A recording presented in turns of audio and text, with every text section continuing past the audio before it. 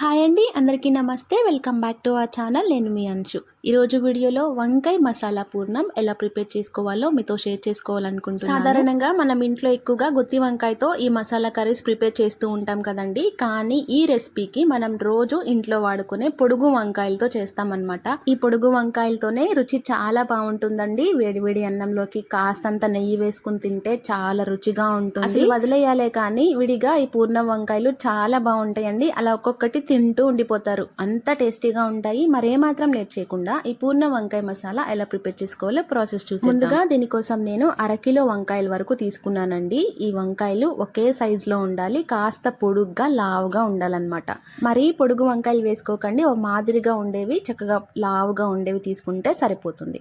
ఇప్పుడు ఒక గిన్నెలోకి నీరు వేసుకుని ఓ టేబుల్ స్పూన్ సాల్ట్ వరకు వేసుకోండి. ఒక్కొక్క వంకాయని తీసుకుని ఇలా నైఫ్ తో ఒక చీలిక పెట్టుకోవాలి. చీరుకోవడం అంటే మరీ చివరి అంచు తెగే వరకు చివరి అంచు తెగకుండా లోపలి వరకు మసాలా పట్టుకునేలాగా చీరుకుని ఉప్పు నీళ్ళలో వేసి ఇలా ఉప్పు నీళ్ళలో వేసిన వంకాయల్ని ఒక్కొక్కటిగా తీసి నీరంతా గట్టిగా పిండేసుకోవాలి. ఇలా నీరంతా పిండుకున్న తర్వాత ఒక కడాయిలో వంకాయలు వేయించుకోవడానికి సరిపడనంత ఆయిల్ వేసుకోవాలి. ఆయిల్ కాస్త వేడెక్కిన తర్వాత మనం పిండి పెట్టుకున్న వంకాయల్ని ఒక్కొక్కటిగా పిండేసి ఇందులో వేసేసుకోవాలి. ఇలా నూనెలో వేసిన వంకాయలు మనం చీరుకున్న వైపు ఫ్రై చేసుకునేలాగా చూసుకోవాలి. ఇలా చేయడం వలన ఏంటంటే మనకి వంకాయలు అనేవి త్వరగా వేగిపోతాయి, అలాగే లోపలి వరకు మగ్గిపోతాయి అన్నమాట. ఇప్పుడు వంకాయలు అనేవి మనం తినేటప్పుడు చప్పగా లేకుండా ఓ టేబుల్ స్పూన్ వరకు సాల్ట్ కూడా వేసేసుకోవాలి. సాల్ట్ కూడా వంకాయలకి బాగా పట్టేంత వరకు ఓ నిమిషం పాటు ఫ్రై చేసుకోవాలి. మనం వేసుకున్న వంకాయలు నీలం రంగు నుంచి బ్రౌన్ కలర్ వచ్చేంత వరకు ఇలా మూత పెట్టుకుంటూ ఫ్రై చేసుకున్నారంటే చక్కగా వేగిపోతాయండి. చూడండి, వంకాయలు చక్కగా వేగిపోయాయి కదా. ఇప్పుడు ఒక గిన్నెలోకి తీసి పక్కన పెట్టేసుకోవాలి. అదే కడాయిలో ఒక కప్పు జీడిపప్పు వరకు దోరగా వేయించుకోవాలండి. ఈ జీడిపప్పు వంకాయలోకి చాలా రుచిగా ఉంటుంది. ఇప్పుడు వీటికి కావాల్సిన మసాలాలు కూడా వేయించేసుకుందాం. కడాయిలో ఓ టేబుల్ స్పూన్ వరకు ఆయిల్ వేసుకోండి. ఆయిల్ కాస్త వేడెక్కిన తర్వాత 3 టేబుల్ స్పూన్ల వరకు పల్లీలు వేసుకోవాలి. పల్లీలు కాస్త వేడెక్కి కొంచెం రంగు మారిన తర్వాత ఇందులోని 8 లేదా 9 లవంగాలు వేసుకోండి. అలాగే 2 ఇంచుల దాల్చిన చెక్క కూడా వేసుకొని కొంచెం ఫ్రై చేసి ఇలా కాస్త రంగు మారినటువంటి పల్లీల్లో ఇప్పుడు 10 లేదా 12 ఎండుమిర్చి కూడా వేసుకొని కొంచెం దూర రంగు వచ్చే వరకు వేయించుకోవాలి. వేగినటువంటి ఎండుమిర్చిలో ఓ టేబుల్ స్పూన్ పచ్చిశనగపప్పు, అలాగే ఓ టేబుల్ స్పూన్ వరకు సాయి మినపప్పు కూడా వేసుకొని కొంచెం ఫ్రై చేసుకోండి. ఇలా ఒక్కొక్క మసాలా వేసుకుని దోరగా ఫ్రై చేసుకుంటూనే రుచి చాలా బాగుంటుంది. వేగినటువంటి పచ్చిశనగపప్పులో ఓ టేబుల్ స్పూన్ జీలకర్ర, ఓ టేబుల్ స్పూన్ నువ్వులు కూడా వేసుకొని నువ్వులు చిటపట్లాడిన తర్వాత 10 లేదా 12 వెల్లుల్లి రెబ్బలు కూడా వేసుకోవాలి. అలాగే ఇందులోని ఓ టేబుల్ స్పూన్ గసాలు, అలాగే 2 టేబుల్ స్పూన్ల వరకు ధనియాలు లేదా ధనియా పౌడర్ ఉంటే వేసుకోండి.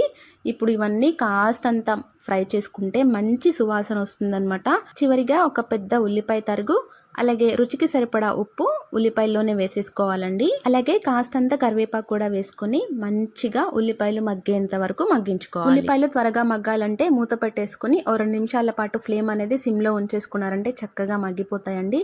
ఇవన్నీ చల్లారిన తర్వాత మిక్సీ జార్లోకి వేసుకొని ఓ 2 పిక్కల చింతపండు కూడా వేసుకొని కాస్తంత నీరు వేసుకుని ఫైన్ పేస్ట్ చేసేసుకోవాలి. ఇప్పుడు కడాయిలో కొంచెం ఆయిల్ వేసుకొని మనం తీసి పెట్టుకున్న పేస్ట్ కూడా ఇందులో వేసేసి ఓ టేబుల్ స్పూన్ వరకు కారం మసాలా అంతా వేగడానికి 2 నిమిషాలు టైం పడుతుందండి. ఇప్పుడు చక్కగా వేయించుకున్న తర్వాత చివరిగా కొంచెం కొత్తిమీర వేసుకొని మనం వేయించి పెట్టుకున్న మసాలా చల్లారిన తర్వాత కొంచెం కొంచెంగా తీసుకొని మనం పక్కన పెట్టుకున్న వంకాయల్లోకి స్టఫ్ చేసుకుంటే సరిపోతుందండి.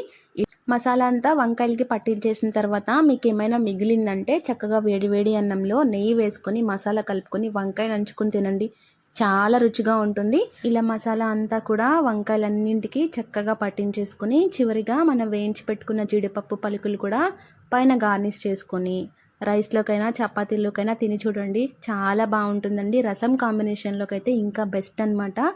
రెసిపీని ట్రై చేస్తే మీ ఫీడ్బ్యాక్ నాతో కమెంట్ రూపంలో తెలియచేయండి. అలాగే మరిన్ని వంటల కోసం మన ఛానల్ని సబ్స్క్రైబ్ చేసుకోండి. మీ ఫ్రెండ్స్ రిలేటివ్స్కి షేర్ చేయండి. అలాగే కమెంట్ సెక్షన్ పక్కనే హైప్ ఆప్షన్ ఉంటుంది.